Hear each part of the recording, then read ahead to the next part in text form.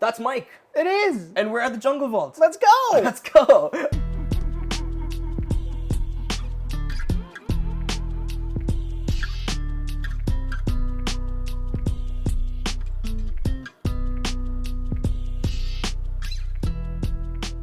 All right, guys, so we're currently in the Jungle Vault. What an incredible reptile room. Let's go check out some of the incredible reptiles. Let's do it. Let's do it. Mr. Mikey. Yes. Lead us through. What is the rack behind you right now? The rack behind us. Right as soon as you get into the reptile room. Yeah, so you kind of walk in, you're greeted by like a little tiny rack here that has some spillover / grow out animals.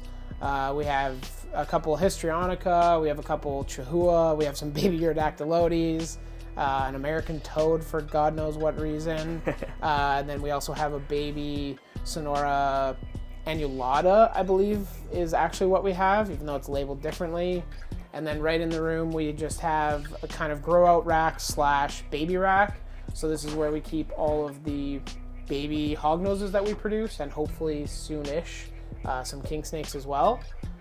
So that is, I don't know exactly how many bins there are, but it's pretty simple. Like we keep them fairly simply. With some enrichment as well.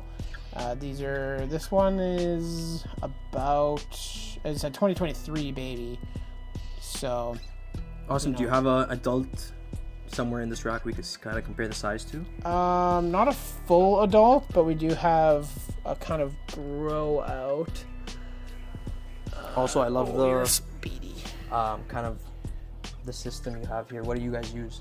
Husbandry Pro. Husbandry Pro. Yeah. Awesome. So this is Puffin. This is Super Arctic, which is dual expression of a gene, recessive gene, the Arctics. This one's very, very pink, and she actually has like a pink tip to her tail as well. That's awesome. These are adults? No, this is look at the black 2022. Yeah. That's crazy. Yeah. So this is a 2022 baby, I believe. Awesome.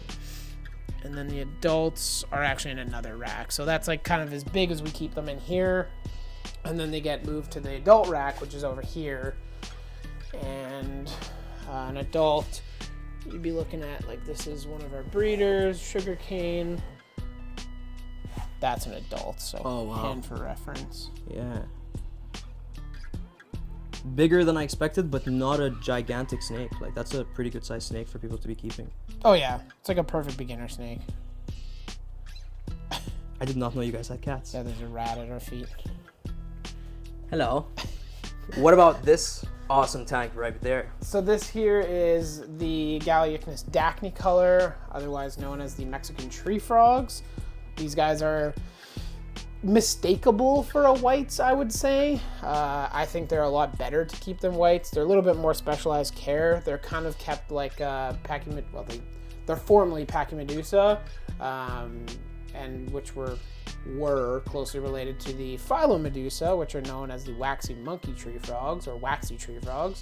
These guys come from like the west coast of Mexico, into and down through that kind of coastal plain. They typically like it a little bit drier, so we only miss these guys like every other day or so. As you can see, we have a heat bulb on there, we have UVB on there, and then there's an LED for just plant growth. And I'd say the LED is doing its job. I was gonna say the LED is doing a great job. Yeah. Awesome. And then probably what is my favorite tank in this room at the moment. This guy right here. So tell us what's going on in there. Yeah, so these are my breeding pair of oophaga histrionica feugo. These are the only ones in the country. I have successfully produced them, which is fantastic. There's 3 babies in here that are now about 5 months out of water, so they're starting to look like actual frogs, not just little blobs. They're about twice the size of like a Ranitomea or something at this point. These guys will be for sale, like the offspring will be, as well as like an additional male that I had that is a full adult, sexable, calling, that kind of deal. Awesome. So reach out to Mike if you guys are looking for the fuegos, the oophaga histrionica fuego, and I will insert a clip right now because they've been calling us, like from the second I got here, they've been calling till now. So check out this clip of them calling.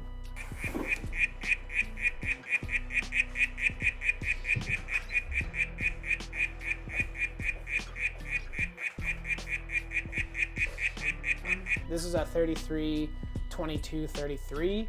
So the vision, and it will be getting done in the next few weeks here, is having a second tank identical to this one right next to it here. So it'll literally just look like a big vivarium going all the way across and kind of completing this rack, which obviously means we have to move this tank. So that's kind of the Tetris game that we're into at this stage of kind of our keeping and whatnot. It's a lot of hurry up and wait. It's like, okay, I need to get this done. And that's like, but wait, where does this go? So I have to finish this, and then I have to finish this to finish that. And it's, yeah, a whole bunch of back and forth. But I feel like reptile keepers know that. Yeah. So the reptile room is never complete. No, never complete. Never. And awesome, before we jump off that tank as well, you built this yourself? Yeah, so all this tank, I think those are the only two in the room right now. I built myself totally from just sheets of glass, did the ventilation, did the trim, did everything. Awesome. So. And here you have the oophagas? Yeah, so these are Oophaga pumilio. These are the Bahia Grande. They're also called Cristobal.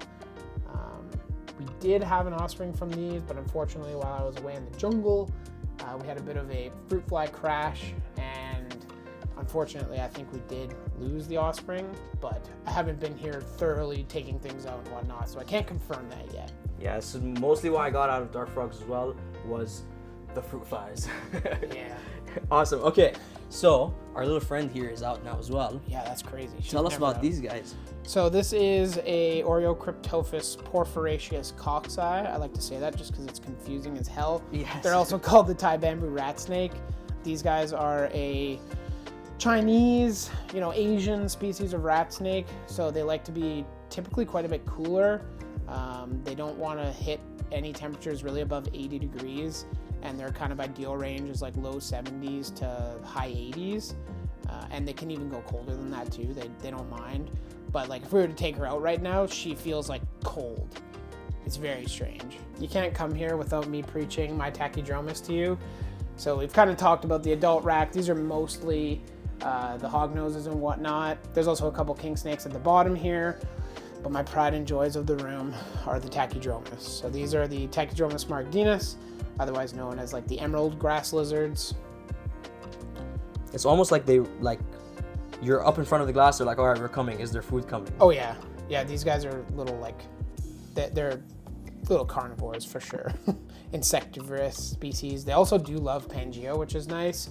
So, awesome. Once a week or once every 10 days or so, we'll just put a little cup of Pangea in there for them.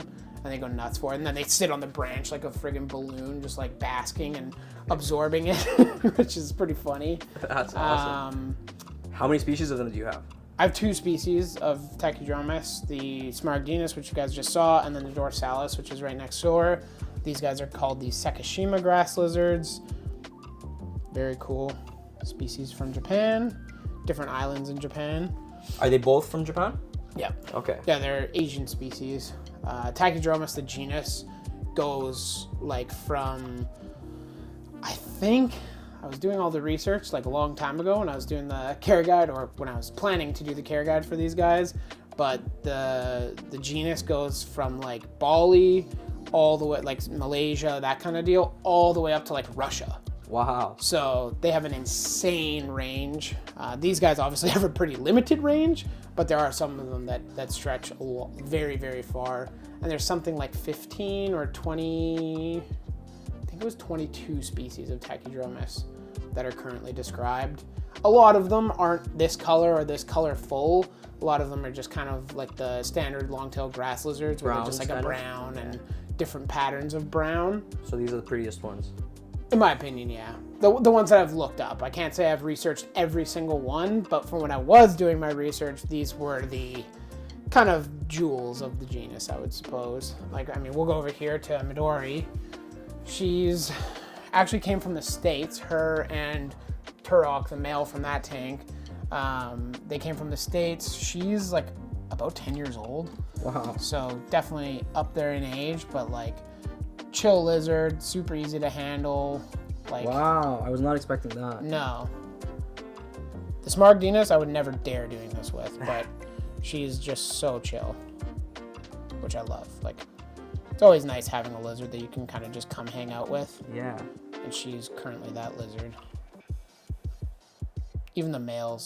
a different personality. Like, they're very inquisitive and very sociable, but the male is a little bit more sketchy, I guess I'll put it. Like, sometimes he's cool, sometimes he'll kind of hop on your finger, and other times he just like bolts to the back. So yeah, very, very wide variety. And we have several tanks. Like, this is another Sakashima grass lizard that was kind of bullied as a baby. It actually had a broken arm.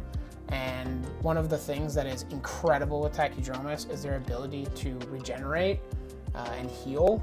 Like, the tip of its tail, actually about half of its tail at this point was totally gone, taken off by one of the other competitors, actually one of these guys here, and they broke his arm. And now, like, I challenge you to figure out which arm was broken and where the tail was taken off, because they heal, like, the scalation lines up, the arm, it wasn't good, and that's why I separated him. Like, it was very kind of bent and like out of place, and I figured there's no casts for anything this big. Like, there's nothing we can really do at this point, and I honestly expected it to be essentially a gimp for its whole life, but nope, totally good, healed perfectly, couldn't even tell which arm was broken. That's awesome. Very cool. And very again, cool. just so cool seeing how like inquisitive they all are. They're all coming right up to the front of the glass. They want to see what's going on. Every single one. And that's like, if I think of a perfect species, not that I've kept and bred like every species out there, but of the species that I've kept and bred, which over 2 decades has been high, has been a lot of different species. The Takydromus, especially the Sakashima grass lizards, are like the perfect pet. They're relatively small to where even like an Exoterra, like 361836, is like a fairly large enclosure for them. But if you have a wardrobe cabinet or whatever that you turn into a tank, or you have something bigger, like, they use all the space, and they're inquisitive. Go bug Mike for a Takydromus care guide. Yes, yeah, I need to do that for sure. Yeah, so continuing around the kind of Ferris wheel that is a reptile room, we have some chameleon geckos here. These are these symmetrical geckos, whatever you want to call them. These are the Urodactylodes symmetricus, so these are kind of the rarest and least bred, I guess, of the Urodactylodes genus, but they're all cared for very similarly, in fact, pretty much identical. Just these guys are a little bit higher priced and a little bit rarer in the hobby because they produce way slower. All right, so before we continue our little circle to what's also one of my favorite tanks in the room, but yes, the our shell. good friend that has been here for... Yeah, he's been here since, I don't even know, 2014 maybe? 2016, something like that. That's Sheldon. He's a Herman's tortoise. He's one of the original kind of founding fathers of the reptile room, that's for sure. And he will be getting an upgrade. I say it in every one of my reptile room tours, but it will be happening. Once I finish that tank that I was talking about earlier with the frogs, that will free up the space on the bottom of this rack, and he'll be getting a pen that stretches the whole 6 foot of this rack. Behind me right now is a stack of 4x2x2s, all kind of custom built wood tanks by Hammer Habitats, and then my buddy in Calgary built me this one at the very bottom.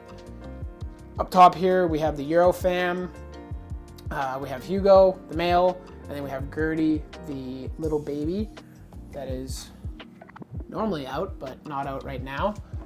She is very cute. We were gifted her by Darren Hamill, and he basically kind of preaches that you can raise these guys together. And Gertie is completely unrelated to Feugo, and there's been no like aggression, there's been no fighting, nothing. It's really cool to see. In the middle here we have Indy, who is a northern blue-tongued skink. Will she come out from the tapping? Normally he does. That's crazy.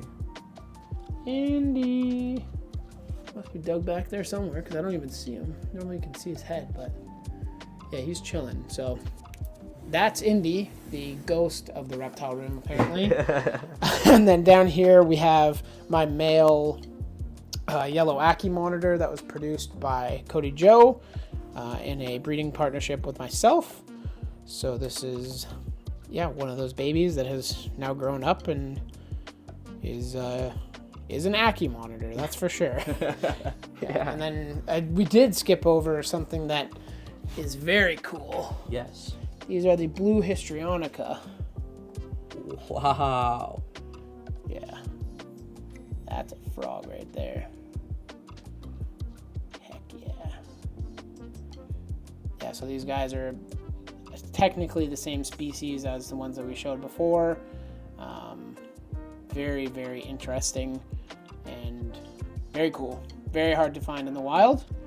And in captivity. And in captivity, yeah. Yeah, these are not the only ones in Canada. I believe there are some more out in Calgary, but these are the only real public-facing ones.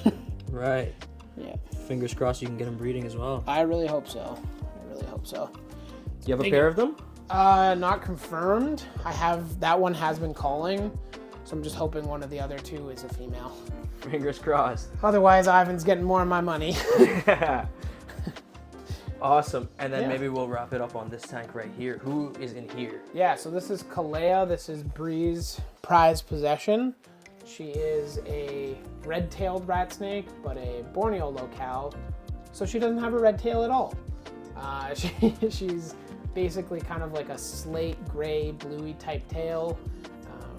She's a beast. She eats everything. She's actually pretty chill when you take her out. Like, I don't think, have you been ever bit by her? Not like while she's out? When, like, the only time she strikes is when you're like reaching in to get her and she thinks it's food, and then she just chills right out and she never even flares when you have her out. Yeah, when she's out, she's very, very good. In the tank, everything's game, but she's never like a bite and hold or really destroy you type striker. She's always like a hit and then let go. So yeah, very food motivated. That is awesome. Yeah. I was just filming her earlier, and the way she came out was incredible. Yeah, I mean, we might be able to get her to come out like a little bit here.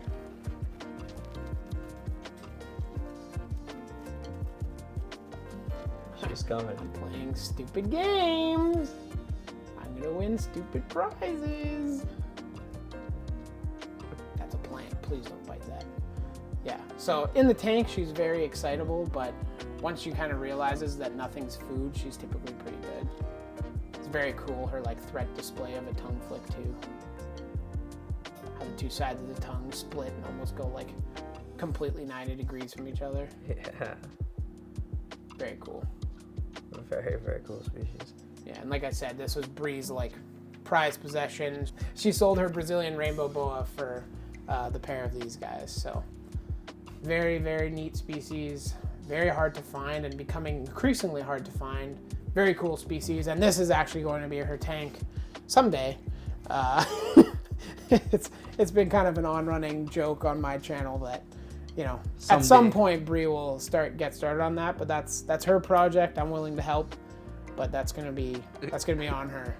After all the other tanks that need to be done in the room as well. Pretty much. And like we said, it's never ending in a reptile room. No, and that's the thing. Like, I mean, even us now, half the time we'll like look at a tank like, it needs to be done. So then it's, you know, a couple hours doing that, and by the time you're done that, it's whatever, 9 or 10 p.m. It's like, all right, now let's chill out, watch a movie, and then go to bed, and not continue in here for the rest of the night.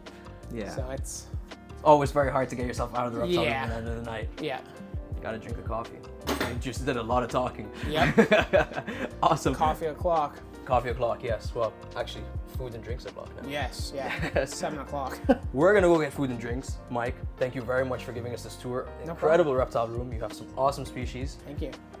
You probably already are, but if you're not, go follow the Jungle Vault. Go follow Mike. Go follow Bree, even if she's not in the room, but go follow Bree as well. And yeah, go bug him for a Takydromus care guide. I'll make sure to do the same thing.